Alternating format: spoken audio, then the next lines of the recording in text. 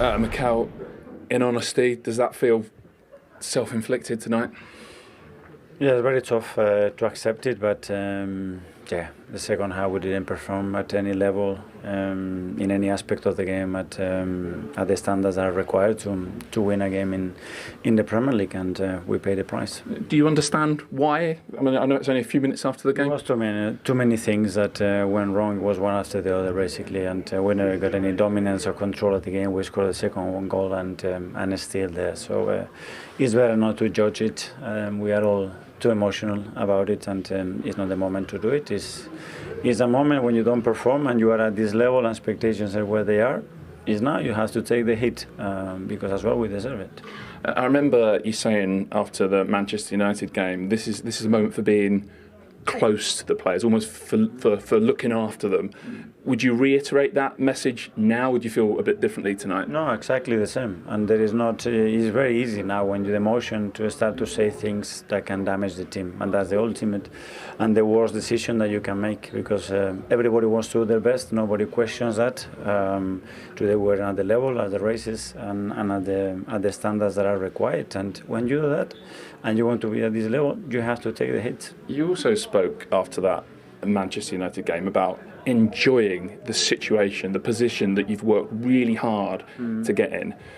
Do you still have a sense that the players aren't doing that right now? You're not enjoying the position you've earned?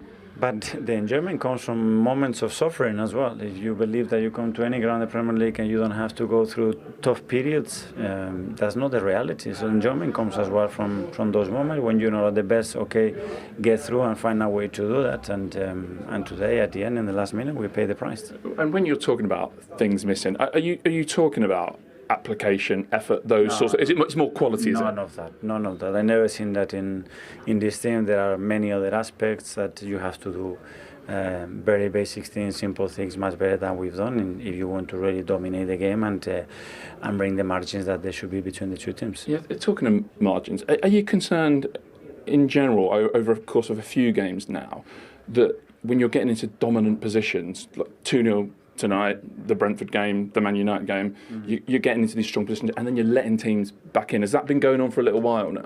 Depends, because against Leeds it didn't happen. But whatever it says or judge on, you have to accept it, because today we need to be very critical with ourselves. In the second half, it wasn't good enough, that's clear. What about the form in general, Mikel? It's 2 wins in 7, starting with that Liverpool game. Is that a concern, or have you seen enough good bits in and around it, some of the cup performances, to not be too concerned? Well, in the league, that's the numbers and that's the reality, that we haven't been as consistent as we've been in the first few months. You put the cups in between, that's a different story. So, whatever the stats say now, when you don't perform at the level that is required, you have to accept them. How big a test is it ahead now for the whole club, but for you, for the team, to get this title challenge back on track? You're top, of course. Now you have to stand up when they have a moment of difficulty, and we feel really frustrated with ourselves. You have the perfect game against the Spurs away to go and show how much we want it and how good we are. That's it. That's what we have to do. Talk on the pitch. Thank you. Thank you. And the goalkeeper should do a lot better. Good ball in from Rice. I mean, the goalkeeper, it's in the 6-yard box. Come and collect it. But it was a good run from Saka, nevertheless. And then he just gets a little glance and Meg's the goalkeeper. But you expect Jose Sa to come and collect that. Some communication or something. But it put Arsenal 1 up. And after that... Oh! Just signed the new contract, hasn't he? Yes. He's on the big bucks. He is. And then you kind of see here Gabriel on the ball and keep him making a run like a good 9 or a winger, running the line and making sure that he's not offside. Everyone thought he was, but look at him. He knows over there, far left, you can see that he's been kept onside, just like a good winger. Controls the ball with his left, bringing it back a bit more on his left, and makes it 2-0 for Arsenal. Obviously, it was checked by VAR, and we all know what happened because it was allowed. And then Wolves get back into it through Bueno. It's a really good goal, actually. But you see Arsenal got men behind the ball on the edge of the box. He just finds himself in probably little bit too much space. He's allowed 2 or 3 touches and to get a shot. I mean, that probably comes back to the fact that Arsenal we're far too deep. I mean, we're not talking about the last couple of minutes here. We're talking, there's, just in the 60th minute, well over half an hour to go. And it's a great goal, but he shouldn't have that amount of space. As I said, he makes his fair controlled touch. He has 3 touches and lots of time to score that great goal. And then 2, and then you've got a problem, haven't you? I mean, own goal, Calafiori, wasn't it, Jamie? I mean, a little bit unlucky in terms of, I think the mistake is there from Raya. The try on the line, off him, back off the post and in. But again, we raise a point, Jamie. Very deep again, no communication, and then just can't get it off the line. And we're talking about dying moments in the game. Can he be the difference? Can he get a block in? And it's just unlucky on the line. Yeah, but I mean, both goals probably come from the fact that Arsenal are almost, they've got the 1-0 or they've got the 2-0. If they are going to win the league, it is going to be in that fashion of, defensively strong, keeping clean sheets, getting a goal, then... Oh, you're looking at the table. I was, yeah. That's the way they're going to go about it. Thierry, do you think that's the case? I keep on saying, and I will not change my tune. Well, if it's in the Champions League, when you guys were telling me that we are top of the league phase, that we are top of the league, let's see where we're going to be at the end of the season. I will not go higher or lower. Then at the end, we can talk about what's been done or not done. I will not change my tune. Who would you rather see win the league, Arsenal or City? I think I would... Not you. No, listen, I think I'd probably rather see Arsenal win it, because I think it's good for a league to have different winners. So that would mean the Premier League would have had 3 different winners in the last 3 years, which I think is probably good for the league. But what I don't want is a team, unless it's my own team, obviously, to run away with the league, and the league's got nothing. So I'm glad of that result tonight. Because I think it makes it exciting. It gives us things to talk about and, stories between now and the end of the season. The North London Derby. Yeah, that makes it more of a game now, doesn't it? There's more, focus on that. So, and I think that's really good for the, the Premier League, that. But you two don't seem to agree. We need to go to a break, Kate. Come on. Yes, sir. Who do you want to see win, Kate? Oh. I don't particularly have a preference. I guess I'd say Arsenal, since we haven't seen them win it for a while. I'd be happy for Thierry, for Mikey, my good friends. Why not? But no strong preference. Kylie, when I say run the break, you're supposed to run the break. Go to the break. Go to the break, please. Please, Kylie. We'll be back. Well, after that draw, this is where Arsenal are currently in the Premier League table, still top of the table, 5 points clear of Manchester City, but of course have played that game extra and they're still yet to face each other as well, which comes on to the next point of the remaining fixtures. We're finally at that stage of the season now where we can get all of the fixtures onto the same page. But in terms of what's to come compared to Manchester City, how do you see this? It's all about football's all about timings. You play teams at certain times in the league. Do you know what I mean? Like, you can look down here at West Ham, they're 18th in the league, but that might be their game that they're fighting for survival, or they might have won 5 on the trot and they're middle of the table and they're safe and they're on holiday. You just don't know with the timings of the games. Like, Aston Villa could already be in the top 4, cemented, might be in the Europa final, and they're done, do you know what I mean? And that game's not as hard as what it looks on paper. So it's difficult. I always look at the next 2. Arsenal have got Chelsea and Tottenham. They are 2 very difficult games. More so, no disrespect to Newcastle and Leeds. You take Newcastle and Leeds over Spurs and Chelsea to start with. Yeah, and I think Mace is exactly right. And I know we're going to go on to another slide in a minute, but the big thing I always go off is past experiences and how teams finish. And we know how Manchester City finish. I know we're going to show something in a minute, but we know how they finish. We know how Pep Guardiola finishes, and this obviously shows what we're talking about now. And he is an absolute monster at finishing strong, Pep Guardiola. And that's what I go off. I go off experiences, and I keep mentioning about Man City being sat at home, but they'll be sat at home now looking at this going, yeah, this is a bit of us. So, yeah, we look at this here and how they finish seasons. It's unbelievable the way they do it. Yeah, this is just demonstrating the amount of points won by both Arsenal and Manchester City over the last 4 Premier League seasons in the last 12 games. Of course, different teams. You can argue whether Manchester City have got the same team as what they've had the last couple of seasons. But when you look at that, you speak about the experience. They're going to need to get this momentum, aren't they? Because they don't want the same thing to happen where City are having such a strong end to the season and Arsenal can't. Well, I wouldn't want to be in Arsenal's shoes if it happens again. I mean, I was quite shocked with the interview of Arteta then. First time really I've seen him not majorly positive. Do you know what I mean? Usually he comes out, you know, we've done this, we've done that, and he's saying, oh, we deserve the hit, we deserve the hit. You know, instead of coming out and going, we're 5 points clear, as long as we don't get beat by Man City, we go same as them, we win the league. Wasn't like that. Even he was I was a bit worried with that interview. Even he's finding it now and he's thinking, wow, you can only do to the team so much. And when you're watching that, there's something missing.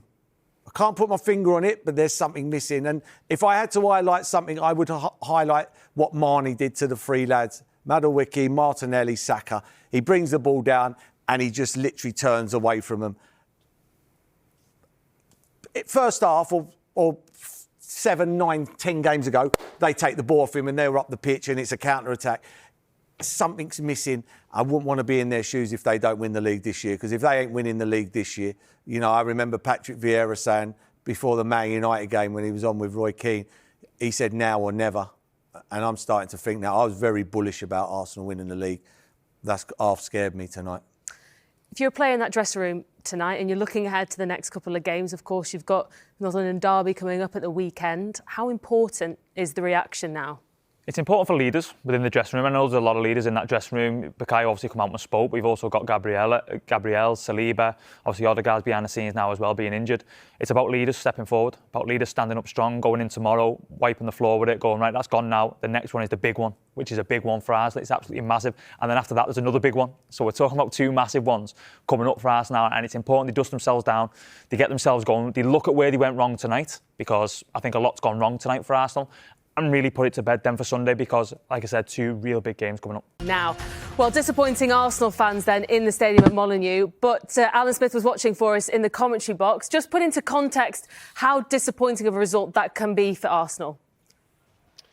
Yeah, I mean, it feels like a pivotal moment, to be honest with you, Pete. A vital one, maybe a turning point. We'll wait and see. Obviously, it's in Manchester City's hands now, but having been 2 goals up against the team that's rock bottom on 9 points, just not good enough for a team that's hoping to win the title. And the way, you know, things unravelled at the end, Trossard just trying to waste time, and then David Raya panicking, coming out when he didn't need to come out. It doesn't bode well, really, for Arsenal being able to handle the pressure, I think. When you're looking at this game with Arsenal, it didn't feel like they were feeling very comfortable throughout the whole game. You know, they scored 5 minutes into it with Bukayo Saka, and then you're thinking, can they take control at this point? Where do you think that was lacking in this game? It's difficult to say. That having got off to such a great start, the perfect start, you're thinking, yeah, they're going to put the foot on the accelerator and take the game away from Wolves, but they almost stepped off it, allowed Wolves back into the game, gave them some confidence, and Arsenal did make it difficult for themselves. But, you know, at 2-0, you're thinking that it's home and hosed, and then Hugo Bueno produces something special, and all of a sudden this place is alive again, and Arsenal get twitchy. You know, that there were clearly a lot of nerves within the camp. The whole situation seems to be getting the better of them. It did tonight, and you know, going forward, hopefully that won't be the case going forward, but it doesn't bode well, Pete. Yeah, Smarges Merce, you're right, mate. Hi, Merce. It's going to come on full blast now, you know, being bottle jobs, melting, you know, last few years. It's full on now, you know, drawn away at Brentford and then being 2 goals up against the worst team in the league. Let's not get away from that. They've got 10 points now. It's going to come on. How are they going to cope with this now? Yeah, big job for Arteta, Merce, isn't it, now, to try and calm things down. He's really got to earn his money, I think, because, you know, what you saw out there at the final whistle with Jesus on the Wolves defender, losing his composure, rattled obviously the whole Arsenal side were frustrated, but they've just got to settle down. We've spoken so often about them being the best team, the best squad in the league. But, you know, that counts for nothing if you haven't got that composure and ability to play and get results under pressure. And as you say, Merce, yeah, that word bottle will be used quite a bit in the next few days. Smudge, just a quick one. Thinking about the other side of it now with Manchester City, what will they be feeling now, do you think? Will they be rubbing the lips? Will they be looking at it, going, this is us now, we can catch them?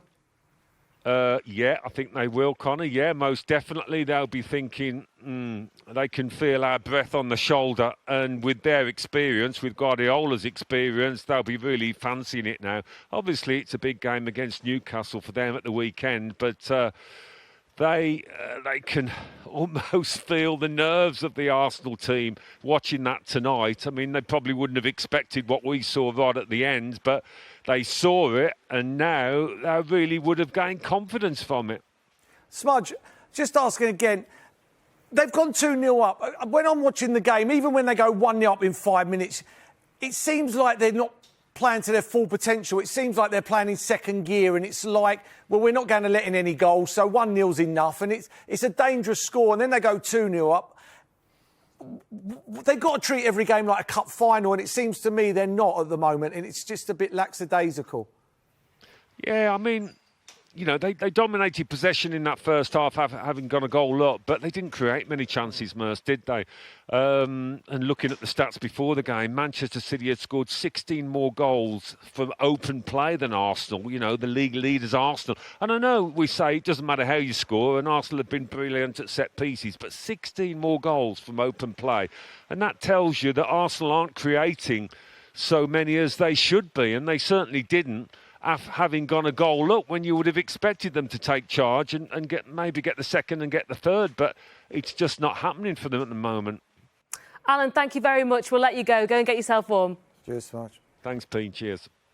Just picking up on that in terms of Arsenal not scoring enough goals, which is what Alan was saying, where do you think that's coming from? Because when you are top of the table, you need to be at the top of all of these sort of statistics, don't you, to be able to win the Premier League? Well, they're top of set plays, and that's the one that's kept them up there. But I said at half-time, it seems whatever they do, they fall over it. Seems to be a pattern. And we're talking during the game, me and Connor, I can't believe how many times they give away the ball so cheaply.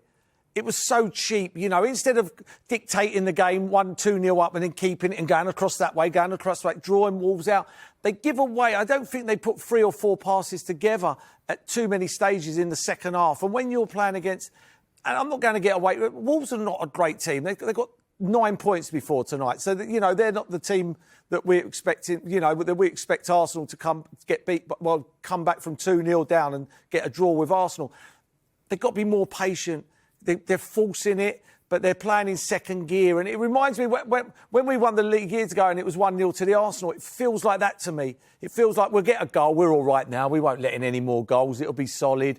But it doesn't happen. We said that you're always going to get a chance in this football nowadays. And, you know, and fair play to the young kid. The young kid's goal's a good goal. You know, when you're a 19-year-old kid, you've come on for your debut and that ball bounces down, everything's going through your head. And for him to keep that ball like that, you know, he could become a Man City hero, let alone a Wolves one. Before we get into that equaliser, which was a great equaliser, let's talk about the goal that Wolves scored to get themselves back into the game, Hugo Bueno, because this was standing really good. He actually finds himself on the right-hand side from playing, obviously, left wing-back. Obviously, it's a set piece, and he finds himself in that little position after taking the corner, and he just stays there, and it's a lovely little position for a left footer. You'll obviously know Mace as well, being a more attacking player than me. But he just comes back inside and shifts the ball. Can we say Nkapie can get closer? Maybe, OK. But let's not take nothing away from the finish from Hugo Bueno. It's absolutely lovely and deserved to be part of a game that gets a draw for Wolves. It's a really good finish.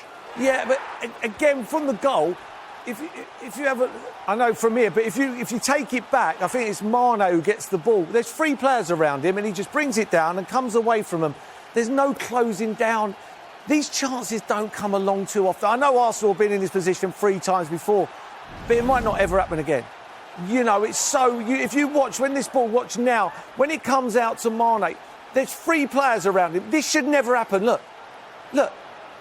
So easy. Oh, we're 2-0 up. Don't worry about it. We're 2-0 up. and we don't have to stop that. And this is what happens. Then all of a sudden, the worldie, as Smudge says, the ground lifts. All of a sudden, they're back in the game. That is poor. Martinelli just runs past the ball. Madueke doesn't close down. Saka doesn't close down. And that's what you get. And now, all of a sudden, it's out their hands from being that many points clear. It's something you said at the start as well about the Wolves fans being behind the team no matter what. And it's obviously spurred them on. When they saw that Hugo Bueno got this goal, they're thinking, we can get an equaliser here. And they have been, honestly, all season. It's been... They've been outstanding for Wolves themselves. And listen, this is absolutely wonderful for the young boy. What a feeling that must be for him. But again, Wolves dug in. I actually felt, and I'm gonna say something here about obviously Arsenal, but I felt like it was too easy for Wolves to score 2 goals. They scored 2 goals out of nothing. And it's a brilliant finish. Listen, to keep your knee over the ball, the technique on the side volley is absolutely outstanding. But Wolves deserved it in the end. They stuck in the game, they stuck at it. And listen, it's a mistake from the keeper, a mistake from Gabriel. But if you just watch his technique here, again, Mish, you know more than me about this, but wonderful, wonderful technique to get it on target, and he got his reward in the end. Oh, it's phenomenal. I'd like to see it again from here, because I don't know if Raya says anything. I don't know if he comes out and shouts, but phenomenal goal. What would have been going through that kid's head when that ball come down to him? There's a goalie, 2 players on the line. What a strike. What a strike. It won't be any better feeling for that kid. Amazing for the kid. Nightmare for Arsenal. Yeah, they're both arguing, so Raya must have said something. He must have called. It is a really nice feeling for Tomadozi to be able to be brought into a game like this and to have an impact like this. Young player making his debut. This is what dreams are made of, aren't they?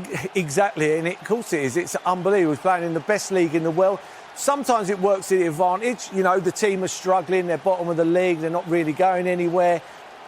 That's what the fans want. They want a young kid coming on. It gives you an opportunity. If they were probably 7th in the league now, no disrespect to the kid, he probably wouldn't get on. They'd be going for Europe. I need my experienced players.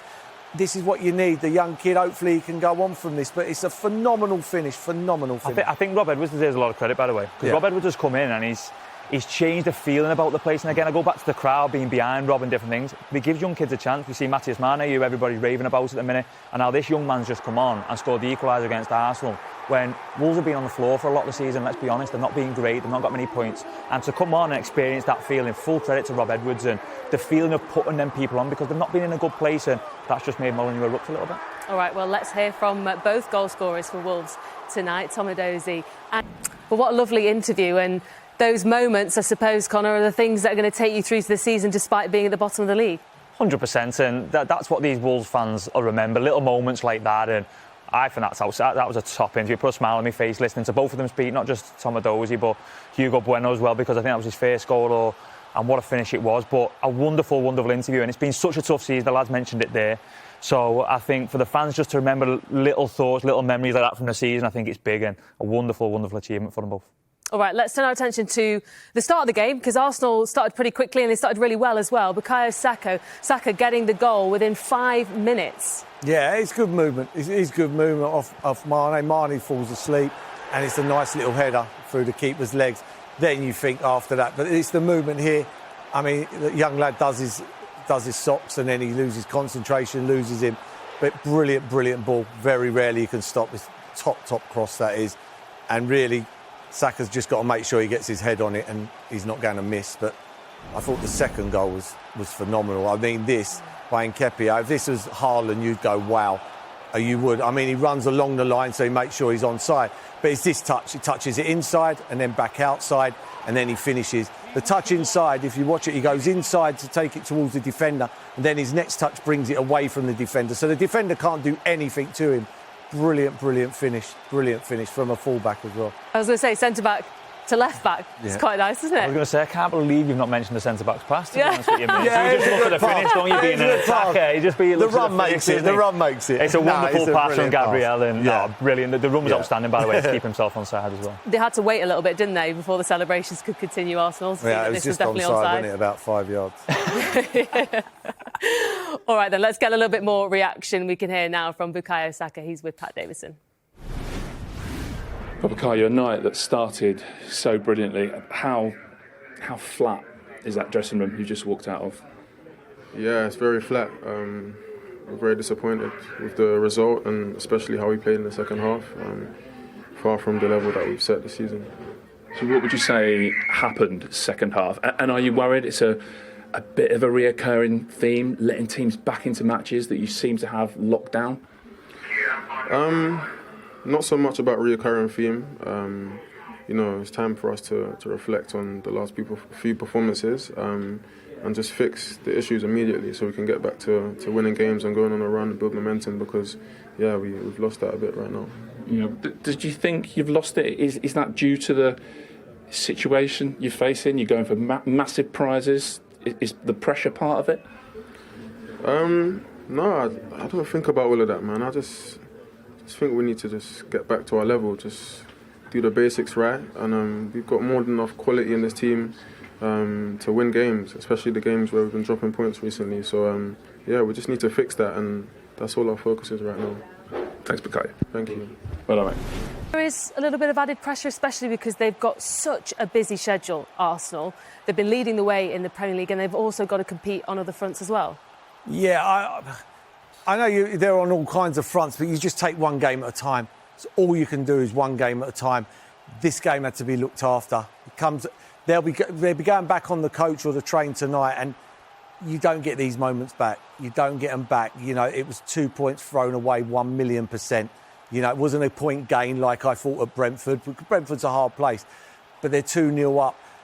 You've got to play every game to the last minute. I showed you that when Mane gets it, 3 players go around him, he just walks through them and he passes the ball along. Them moments have to stop. If you want to win Premier Leagues, you have to stop them little moments. And if you don't, as Connor said, Man City will punish you. And now, all of a sudden, from nowhere, from going from the 11 points clear a while back, now it's not even in their hands. And that is unbelievable. That is what's happened. Although Arsenal, of course, will be disappointed with what's happened tonight, because they've been performing so well this season, they've had so much joy, can they use that again to sort of go back onto a bit of a run and a bit more momentum? Of course they can use it. I think we can look at they're a top-class team, by the way. So let's not take away the fact that they're a top-class team, because they are, and they've got a world-class manager and a fantastic manager. So for me, they can certainly get to it, but when Bukayo says there about he doesn't think about that sort of stuff, he definitely does when he goes home, 100%. And for me, Mesa just mentioned there about fighting on all fronts. For me, the Premier League's got to be your focus. It's got to be your focus. So these games has to be Arsenal's focus. And listen, I've never been in that boat to speak from experience about being in a Premier League title race. But at the same time, we all watch a lot of football, and that has to be the focus. The Premier League being so far in front for so long and not winning it for so long, for me, has to be Arsenal's focus, and that will hit them hard today, because we keep on mentioning Manchester City, but Manchester City's players and Pep Guardiola will be sat at home now, rubbing their hands together, going, right, here we go, it's game on now, we're coming for you. So I definitely think he thinks about it. The pressure will build. I think it is building. I think we can see it with the performance and then the reaction at the end as well at the game. If they were looking at it, we are Arsenal, we're going to win it this year. Now, they're doubting themselves, and this is why I said about this analogy of they're under pressure now. It's all about the mentality. They've got to really be strong and collective to go again. But how hard is that as a manager to reinforce that belief? Well, first and foremost, he'll be disappointed himself. He's got to pick himself up first before he can pick any of his players up, that's for sure. But it is time. It's not a crossroads, but it's time to say, we've got to start again here, boys. We've got to go again. They're not decimated with loads of injuries. They're not missing so many players, but they've got to go again. They've got the North London derby at Tottenham, which ain't going to be easy. I think they'll have enough maybe to beat Tottenham because the Spurs' squad at the There's so much left of the season. A long way to go. It's been a bad night, but they're doubting themselves. You get knocked down, you get back up again. That's the life of a footballer. But you know the way this will be dressed up, Martin, whether you like it or not. It'll be a case of, and it's in Arsenal's hands, of course, but it is also now in Manchester City's hands as well with the game at the Etihad. Yeah, and perhaps it's going to be tough for them. Perhaps now the fact that they can go and maybe see that they can win it becomes difficult for them. They've got rid of 5 or 6 really key players. The De Bruyne's, the Gundogan's, the goalkeeper's gone, Walker's gone, Akanji's gone. So it's a different group, and they're not necessarily as consistent. So it's over to them now to see what they can do. The key thing for me is the management team around that team has been there and done it. Well, we know Pep's won 18 so trophies. That's a big difference. Yeah, he's won 18 trophies for Man City. I mean, he's a serial winner. So, at the end of the day, you're up against one of the all-time greats. But you have to give more than you gave tonight. And I think they'll realise that. Yeah. The penny will drop for these players, and they have to turn it around. And will the concern be the fact that the position they were in as well was so commanding, wasn't it? After Bukayo Saka had given them the lead, in the 5th minute, and then obviously 2-0 up. And you know, the ability to see out a game against a team who's rock bottom of the Premier League, will that be the main worry? Well, look, even if Arsenal had won tonight, it's not over, is it? It's certainly not over now that they've drawn a game of football. It's how they react now, which is key. But you can't keep being in front and giving the game away. Go and take it. Want to go and be champions. That's the difference tonight. I thought they had a great opportunity to finish it off. When you've got your opponent with your foot on the floor, you don't let them up. And I thought tonight they gave them a chance to come back in the game. This is 3 minutes in, and Saka, or 5 minutes in, we talked about Saka in this role, and it was working beautifully. But they're never going. I thought they needed to score in this momentum. They needed to score maybe 2, maybe 3. They needed to go for the throw just after that. But what would concern me from the Arsenal's camp is that 2-0, that is the worst they played. They're 2-0 up, and that is where out of the 90-plus minutes, that's the worst they played. They went downhill with their performance. To add something to what you're saying there, last 5 games in the Premier League, they've dropped 7 points from winning positions. There's a doubt in their minds. That's what I'm talking about.